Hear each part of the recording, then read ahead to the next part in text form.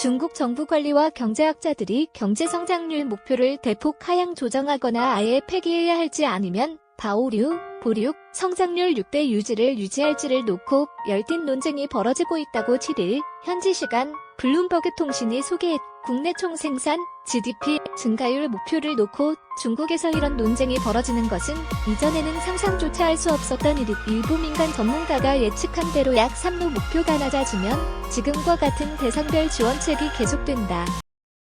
중국 중앙은행인 인민은행의 마준 통화정책위원은 지난달 31일 중국 관영경제일보와의 인터뷰에서 6 안팎의 성장률 목표는 달성하지 못할 가능성이 매우 크며 실직과 같은 단기 이슈 해소에 도움이 안 되는 부양책을 넘쳐나게 할 것이라며 중국 경제가 직면한 커다란 불확실성을 고려하면 아예 올해 성장률 목표를 세우지 않는 것이 낫다고 중국 정부 산하 싱크탱크인 사회과학원의 장빈 글로벌 거시경제연구소 소장도 마준과 같은 견해다. 그는 올해더는 특정 수치에 초점을 맞춰서는 안 된다고 목소리를 높였다. 위흉딩 전 인민은행 통화정책위원은 지난해만 해도 성장률이 6밑으로 떨어지는 것을 허용해서는 안 된다고 강경 입장을 고수했으나 중국 경제지 차이신과의 이를 인터뷰에서는 1분기를 평가하고 나서 다시 목표를 적절하게 조정해야 한다고 유화적인 모습을 보였다. 성장률 목표를 대폭 낮춰야 한다는 의견도 있다.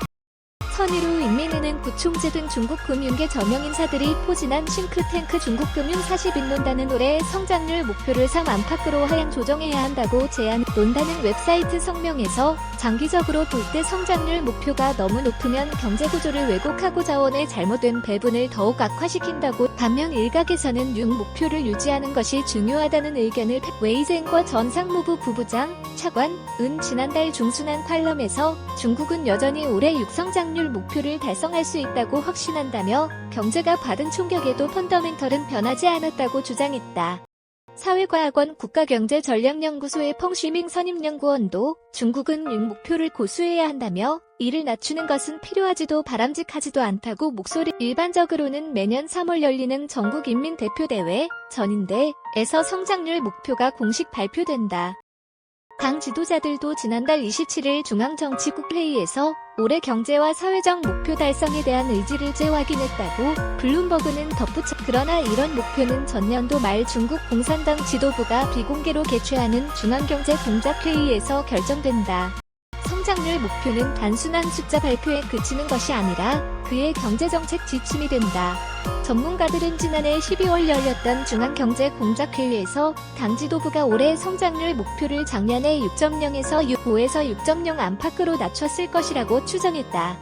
비록 경기 둔화가 예상되지만 당 지도부가 바오류를 지키겠다는 의지가 강하다는 것이다. 시진핑 국가주석 등 중국 최고 지도자들은 올해 GDP와 국민 평균 소득을 2010년에 비해 2배로 하겠다고 공약한 상태다.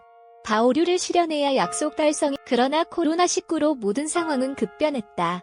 감염 확산을 막기 위한 이동 제한 등으로 전인대가 매년 3월 5일 개막이라는 일정이 안착했던 1985년 이후 처음으로 연기. 이에 성장률 목표 발표도 언제 이뤄질지 불확실해졌다.